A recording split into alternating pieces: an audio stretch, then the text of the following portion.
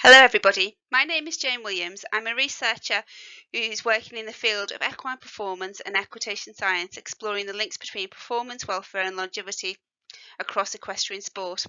I'd like to thank HorseTech for inviting me to present to you at this year's conference. Sorry I can't be with you, but hopefully my virtual presentation will provide an interesting introduction to social license to operate and its application to horse racing, assumptions, reality, and how social license to operate aligns to the future of horse racing. The plan for today is to reflect on what social license to operate is, how this fit aligns to racing, to identify key stakeholders and explore why racing needs a social license, and then consider how assumptions versus reality impact social license, and to reflect on what this all means for the future of racing. I thought to start it would be worthwhile to reflect on what social license means in terms of the definitions of the composite terms of the phrase social, license and operate. And you can see from the definitions on the screen that social license to operate effectively does what it says on the tin. It's society licensing a body, an organisation or a sector to function. Historically, social licenses to operate focused on industries such as mining, which were considered to have the potential to be exploitative to the stakeholders involved, or the environment or broader society involved with that organisation or company. Social license to operate effectively provides a virtual license, or in racing's context, it provides public or societal acceptance of racing's legitimacy to operate ethically, morally, and protecting the welfare and the well-being of the stakeholders by defining a clear framework that the sport should operate within.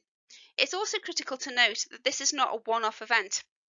Social license to operate doesn't need to just be obtained, it needs to be developed, maintained, and we need to adopt a proactive approach to ensure that we maintain the legitimacy of racing's social license to operate as we move forward across time.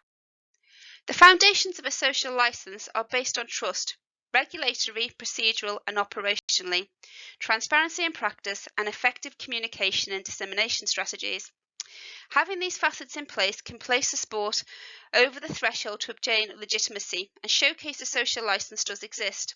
However, to future-proof racing social license, there is need to progress from legitimacy to gain wider approval and move to society judging racing as a credible sport, actively and proactively engaging and developing its social license to a position where stakeholders and the wider public and society can identify psychologically that racing has an implicit social license which meets the industry's duty of care to the horses, people and wider society through its practice, and is synonymous with ethical and moral sporting activities.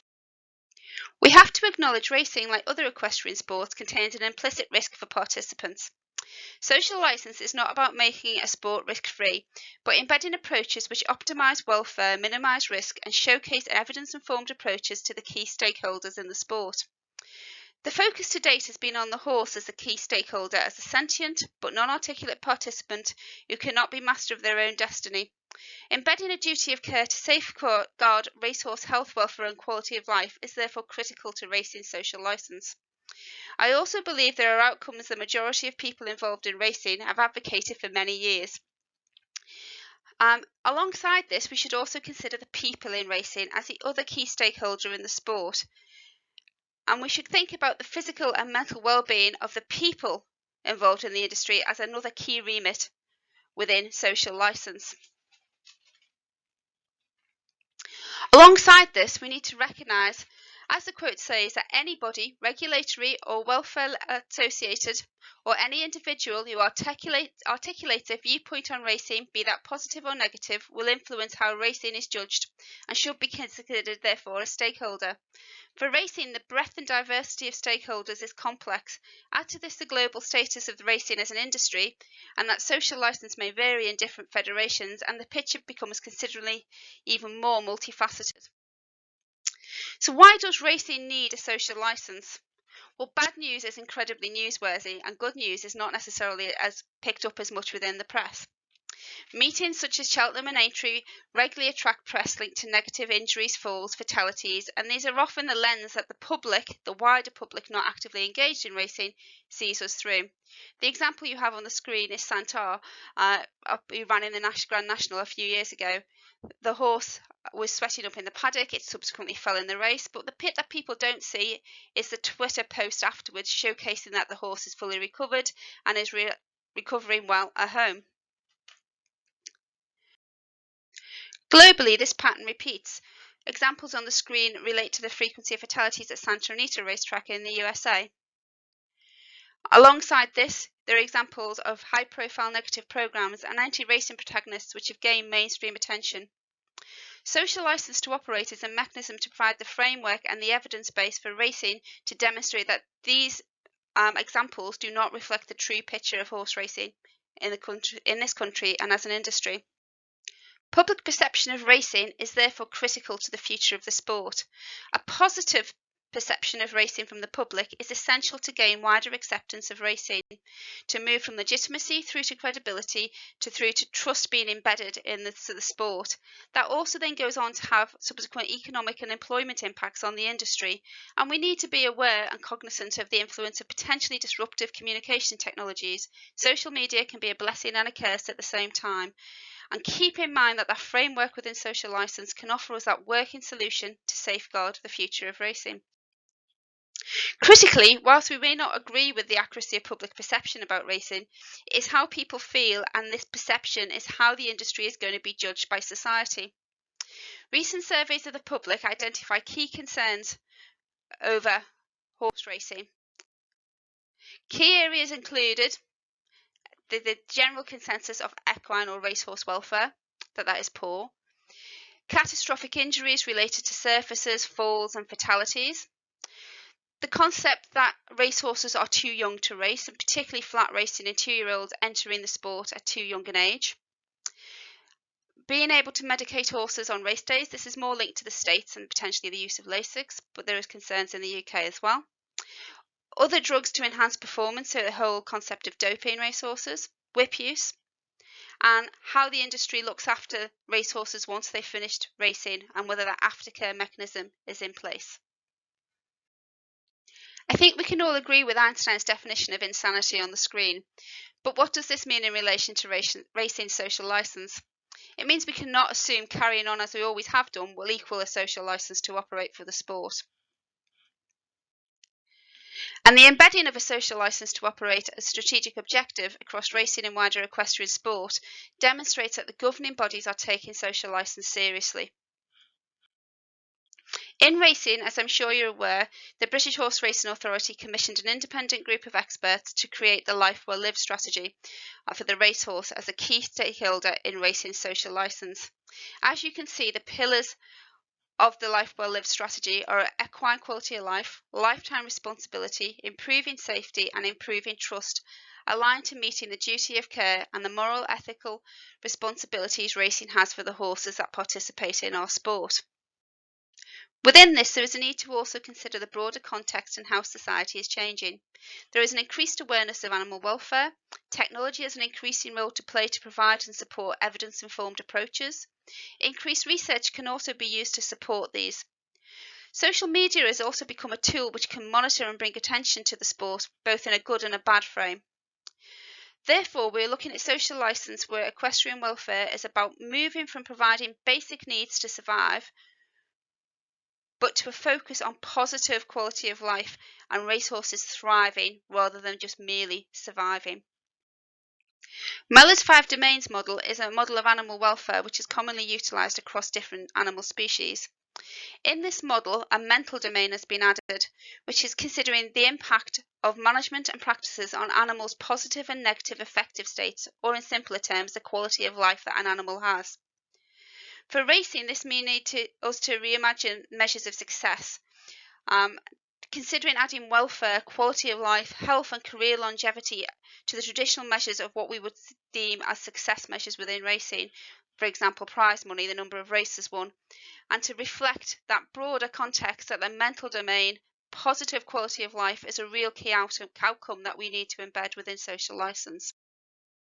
The Life Well Lived strategy identified 2 enablers I fully endorse to showcase racing's social license to operate: robust evidence and data, and high impact communication and engagement.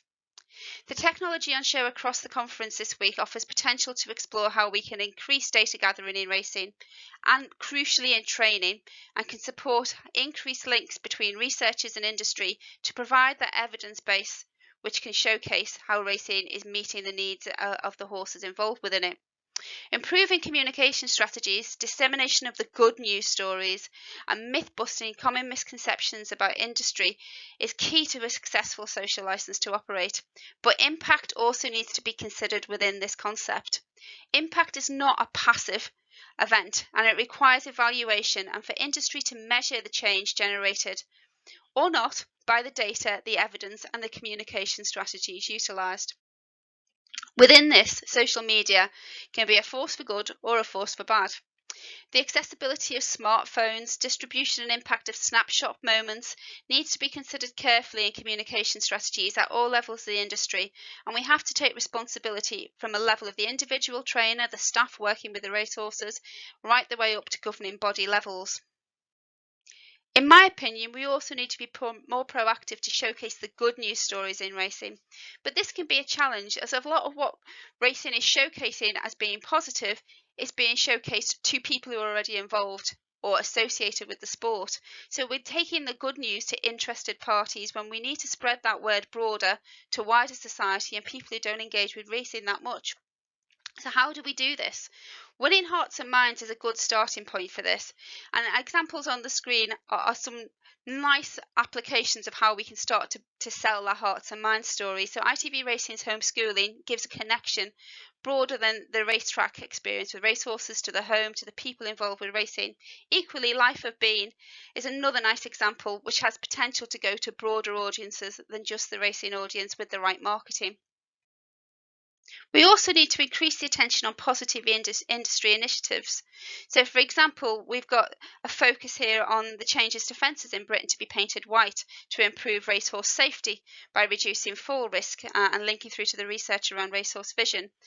The other example is a Horse Comes First campaign where we had horses that were being painted up and people explaining about racehorse physiology and training, so that you had that increased understanding of how racehorses are managed and looked after. There is also scope to do a little bit of myth busting. If I discuss racing with animal students or even broader equine students, I'll often be told that racehorses are not well looked after. For example, they get no turnout and they have no social contact. They don't know and understand how well racehorses are actually treated in the industry, the high levels of management and care that they have, the veterinary care both at home and training and at the track to be able to support racehorse health and welfare. And there are some really great examples of how racehorses actually have a better deal than some of the horses that are within recreational homes and actually do get to be turned out, do have social contact. I know trainers that have half-height stables where a lot of the positive areas that we're trying to embed in equine welfare more broadly are actually embraced in the racing industry, and we need to showcase these to be able to increase the understanding of how racehorses are cared for broadly. We should also focus on the strong positive bonds between the racehorses and the people who work with them and look after them. We've done a number of studies looking at rehabilitation of racehorses, looking at former racehorses' second careers and why people work with them. And the overwhelming factors that come out of that is the love for the racehorses, the strong bond that is present. And that is a real hearts and minds story, and it's a real positive of the sector, which I think that we could engage with. The I Am Horse Racing initiative that you can see on the screen is a USA initiative where they got lots of people to go on, make short videos and really talk about what they do with the horses, that engagement they have with the horses and the commitment to the industry within that, which is a really nice idea. Alongside this, we also need to embrace evidence gathering, utilising data and engaging with research to drive forward and underpin evidence-informed approaches to management of racehorses and their care. For me, this is especially important in relation to training and identifying risk factors for falls and injuries. If we can identify risks, if we understand the risks involved in training, we can then devise strategies, we can put in place management regimes to be able to reduce those risks. We can showcase to the wider public how we're engaging with evidence-informed approaches to reduce the risk to our horses and to showcase that we meet the duty of care and are preparing them for the test that racing represents. To obtain legitimacy within social licence, we need to be able to provide evidence to justify everything we do with our horses. Racing, equestrianism generally, are traditional sports. They have a historic base, and a lot of our training practices are built on trial and error, passing on the skills from one person to the next. Many of these practices work well, and there is a reason that they are still happening. But without research to showcase this is the case by providing the evidence to justify this, there is no proof whether they are or they are not fit for purpose. And this is needed to obtain that legitimacy within social licence. Therefore, there is a need to generate objective evidence to create data that can showcase evidence-based practices, underpin the legitimacy of racing, to develop the industry's credibility and build societal trust in racing. Utilising evidence-informed practice also has the potential to showcase social licence and improve performance. For me, if we take something like the principles of training which apply to any athlete, be that human or horse, we're looking at how we can prepare that athlete for the test that the performance or their job is entailing. That is about creating physical and psychological fitness to be able to perform at your best. It's about developing the skills within the athlete to be able to also perform at their best. And by understanding how fitness and skill development comes together and understanding the risk factors and reducing them risk factors, we should also then hit the third principle of training to reduce injury, to be able to extend the career longevity of the athletes. Within horses, that's understanding the physiology, it's understanding the biomechanics, it's understanding how their mental psychology and how mental training can help to overcome some of them challenges too. And all of that together is another piece in the jigsaw to give us positive quality of life and positive well-being. And technology has a key role to play within this. Across the conference, hopefully you will get examples of how technology can be utilised within this and how technology gives us the tools to be able to gather data and to be able to create that evidence to promote positive well-being, to make evidence-informed decisions and to showcase how we're using the information that we can learn to promote positive quality of life for the racehorses in our care and to give that legitimacy within social licence. We also cannot afford to ignore some of the hot potatoes or the elephants in the room, so to speak, like the whip debate. There's high-profile incidents can damage positive trends that we see across the industry for reduced whip offences, positive regulatory changes that have been put in place. And we need to think about the power of some of the terminology that we use. The word whip is associated with whipping and negative behaviour. That's associated with pain. And that can be really problematic when we're trying to convince people who are not engaged in the industry of what the social licence is, how we've got a legitimacy and we're meeting that moral and ethical code, that racing is an organisation, is a sport which has that embedded social licence to operate. For me, there are key areas which should be prioritised for the future to support and maintain racing's social licence to operate. Key to this is understanding the public more, understanding the perception of people who are not involved with racing, who may get a spotlight shone on racing once or twice a year through engagement with the Grand National, for example, who may see a negative news article or engage with a negative programme on the television. How do we change their perception of what racing is? And it's them who are key to societal's wider acceptance of racing as a sport and that a social licence to operate is in place. I think we need to continue to apply a horse-focused approach to racing social licence, but we should also really think about the people involved in racing as well. Racing wouldn't be what it is without the horses, and it wouldn't be what it is without the people who will look after them horses. And I think there are two key stakeholders that have to be absolutely central to the approach to social licence, and we need to optimise both the human and the equine welfare and quality of life within the sport. We also need to build and increase strategic links between racing, the media and researchers and technology to be able to support generating evidence and data to underpin the approach that we take to develop valid equine quality of life measures to be able to evidence when racehorses are happy or not. We need to work on our communication strategies to showcase the good, especially the positive racehorse-human interaction and the great initiatives that the industry have put in place. We need to showcase how the industry is supporting reducing injury, improving racehorse health, and the whole positive sector, which is the second careers, retraining of racehorses, the whole concept of former racehorses going on to have lifetime care, that the industry does have lifetime responsibility for the horses within it. So to summarise, my key take-home messages are: social license to operate is ideally a global context, despite the complexities that underpin that, and it is necessary to safeguard the future of racing. Thoroughbred welfare is a cornerstone of the social license approach, but we should also increase our focus and think about the people involved in racing as well as the horses. We need to embrace technology, research, monitoring to generate data and promote evidence-informed practice. We also need to continue to broaden our horizons and showcase how fabulous racing is to those outside of the sport.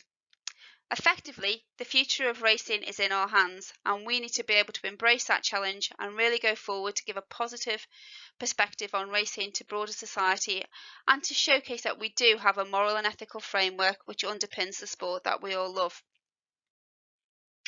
Thank you once again to HorseTech for inviting me to speak at this conference, and to you for listening. If you do have any questions or comments, or would like to get in touch with me, please feel free to contact me on the email at the screen.